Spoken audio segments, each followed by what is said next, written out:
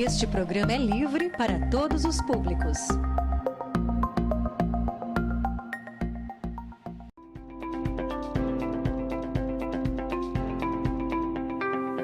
Câmara Convida.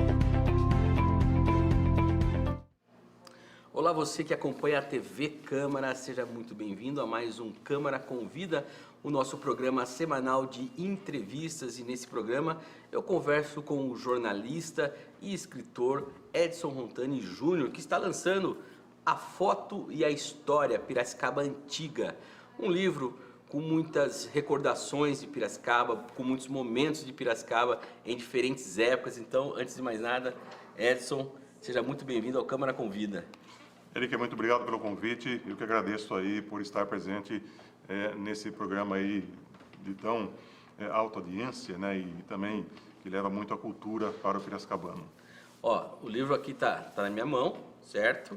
Foi lançado nessa quinta-feira já, teve uma distribuição, mas a gente vai ter outras formas aí de ver como que as pessoas podem ter acesso a essa publicação.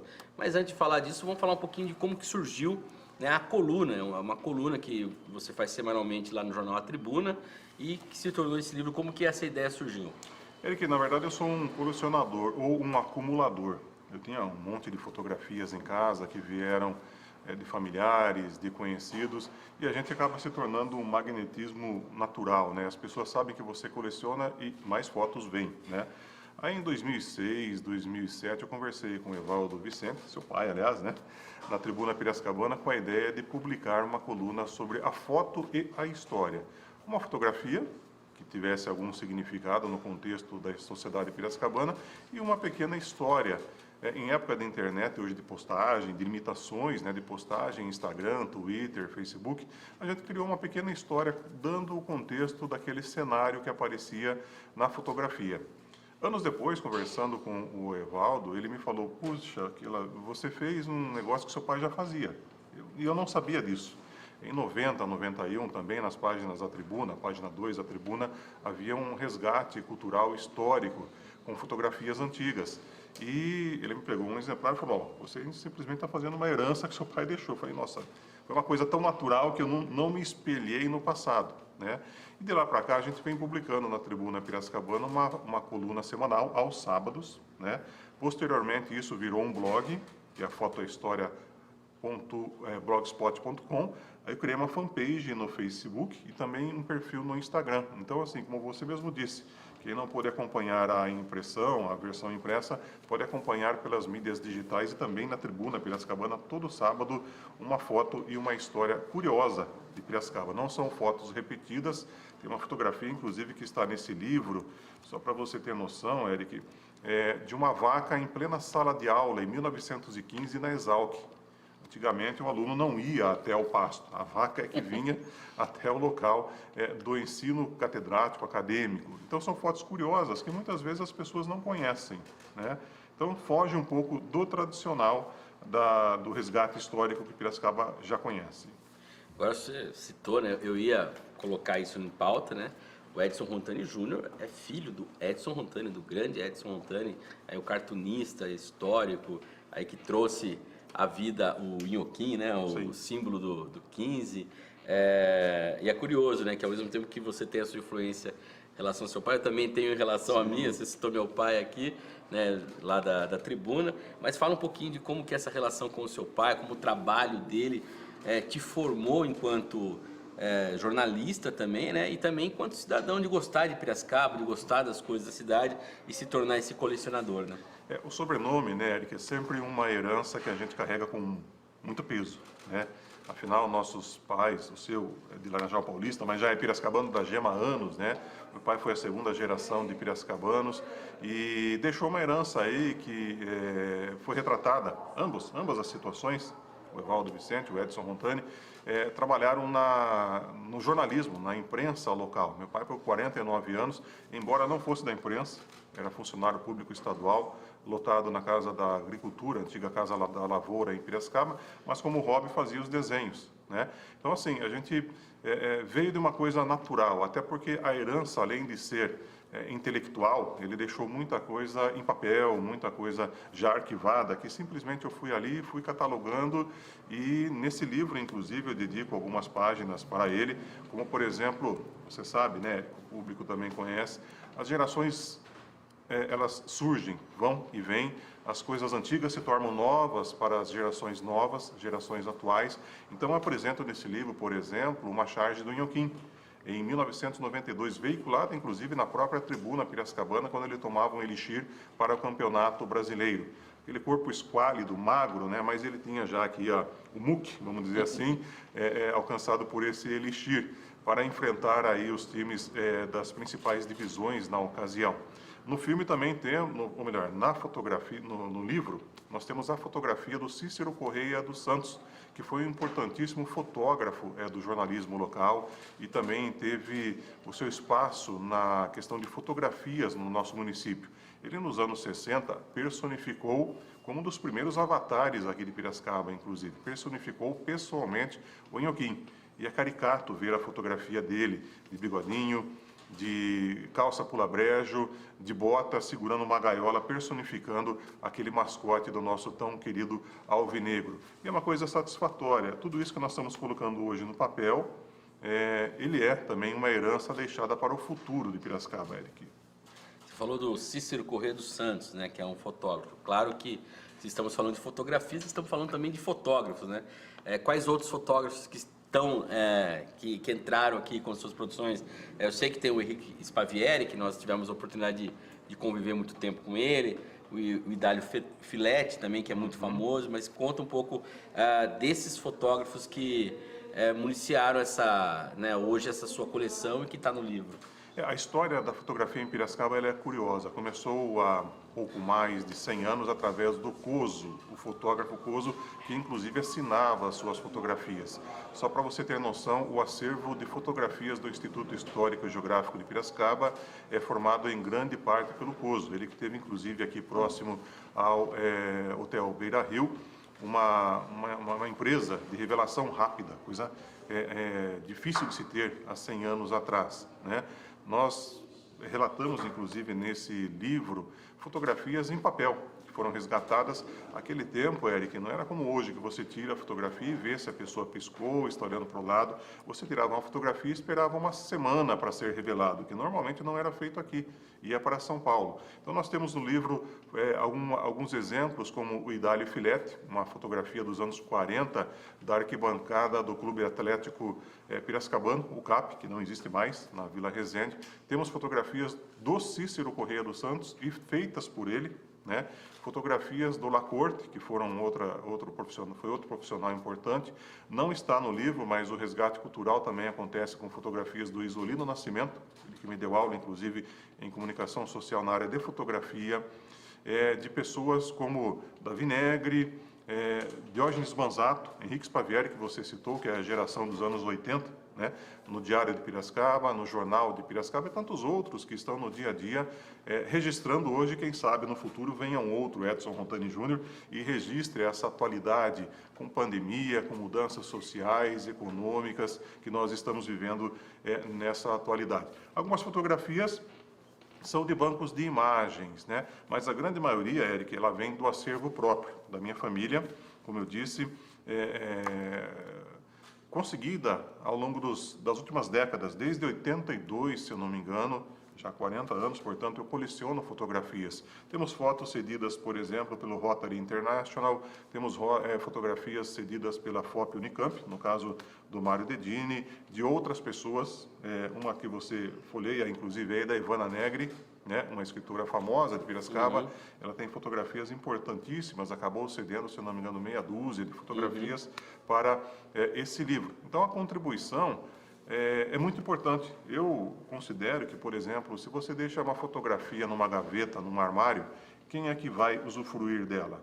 Traça, cupim? Esse pessoal não tem esse pessoal, eu falo, esses animaizinhos, vamos dizer assim, não tem intelecto. Então a gente podia fazer o quê? Colocar no livro e propagar para que a geração atual conheça Não vou dizer também, Eric, que eu sou conhecedor de tudo que está no livro. Eu pesquisei, eu conheci, eu fui atrás, não vivi a maioria dessas fotografias, não cheguei a viver, mas como curioso, deixo essa contribuição. Uma fotografia, as pessoas que estão na fotografia e um texto curioso sobre aquele exato momento. Você falou da foto aqui da Ivana Negre.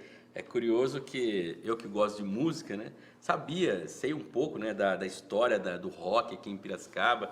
E a foto que eu abro são os Cambitos, que é um grupo de 66, fazia os covers dos Beatles ali, né? E eles, aqui ó, formado por José Roberto Rebelo, Manuel Sampaio de Matos Filho, Abdo Maluf Germano e Arthur Rebocho. Aqui os 4 tocando, né? Em 66, né? Aí estamos no auge, né? Da Beatlemania no mundo aí.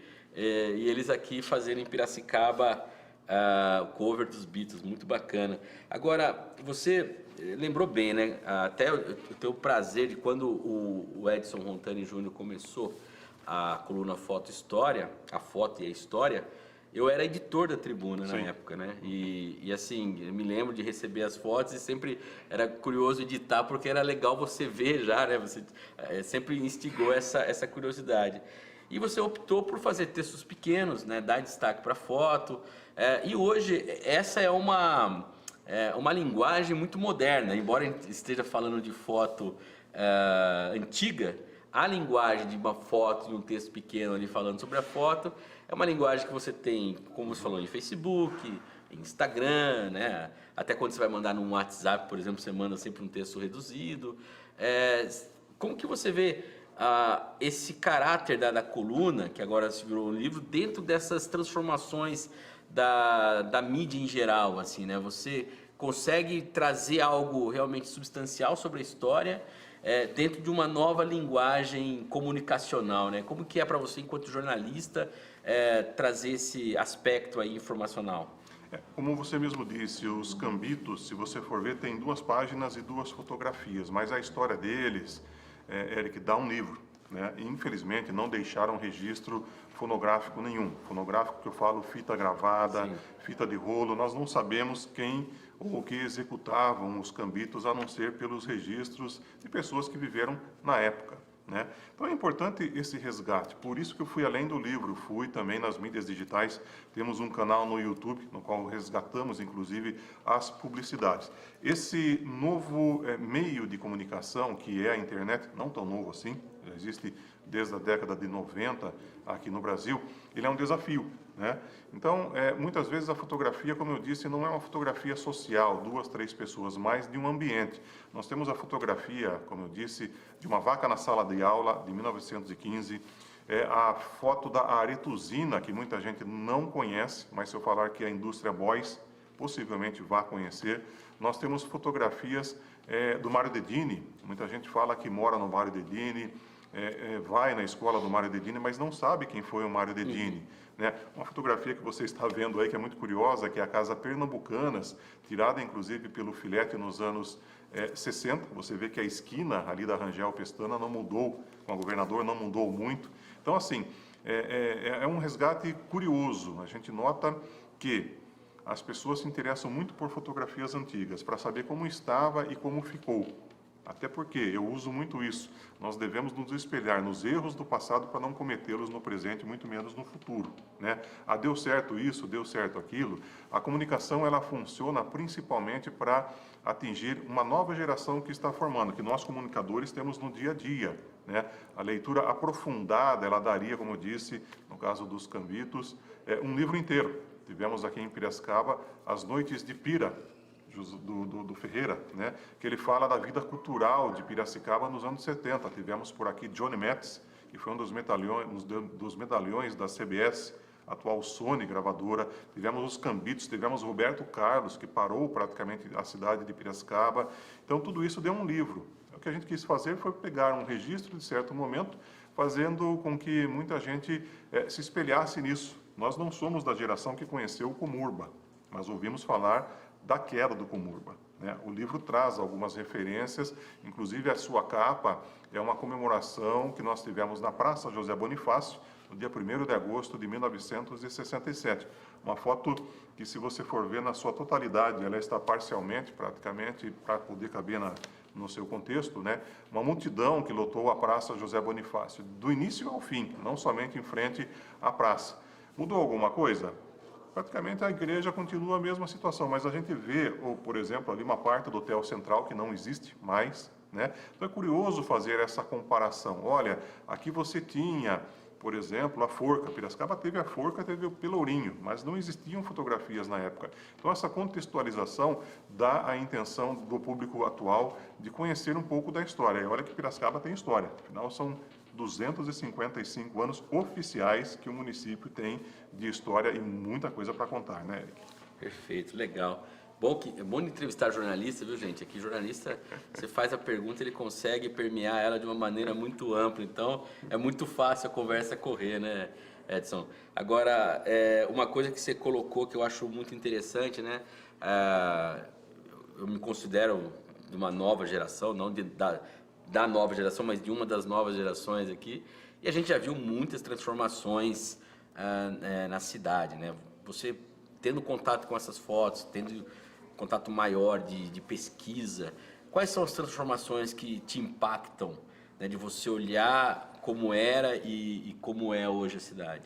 A cidade cresceu bastante. Eu me lembro, próximo à Câmara Municipal, a Praça José Bonifácio, que antigamente era a Praça 7 de Setembro, até da Prudente até a São José, e Praça José Bonifácio, da São José até em frente da Catedral. Eram duas praças que foram unificadas com o tempo.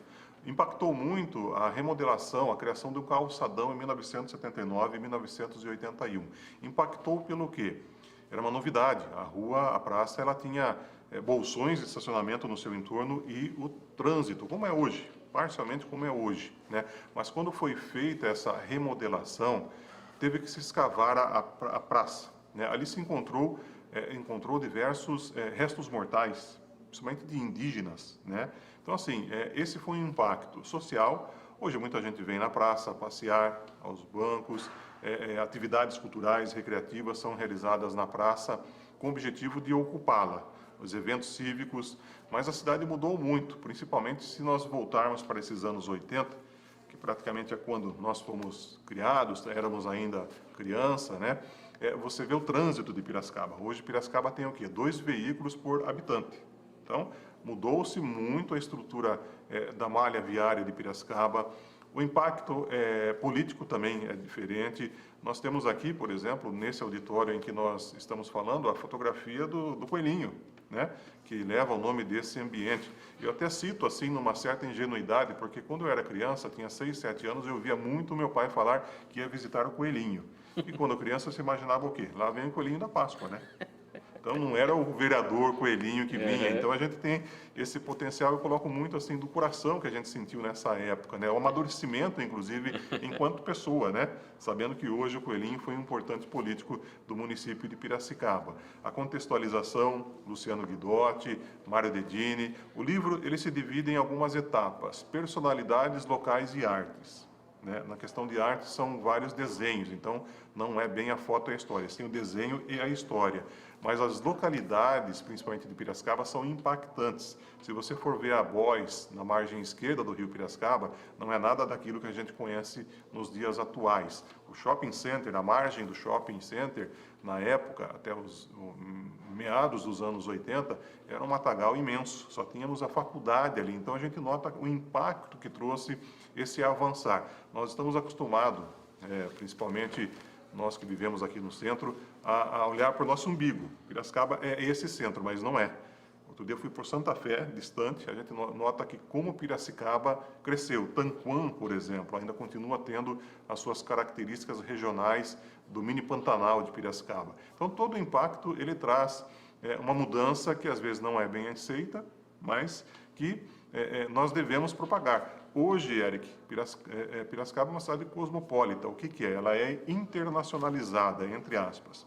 Nós temos aqui representações da Coreia, através do Parque Automotivo, representações da Áustria, Alemanha, Estados Unidos. Está sendo reescrita a história de Piracicaba além daquilo que já tivemos com nossos antecedentes, os alemães, os italianos, os japoneses. Então, Sírios libaneses com também, certeza, né? e muitos outros aí, né? Os negros, os Negros, africanos. Então, assim, a história se repete. E esse evoluir é uma coisa natural que Piracicaba traz e a gente aceita com muito bom gosto, né? Muito bom grado. Você citou o Francisco Antônio Coelho, o Coelhinho, que dá nome aqui ao plenário Francisco Antônio Coelho, né?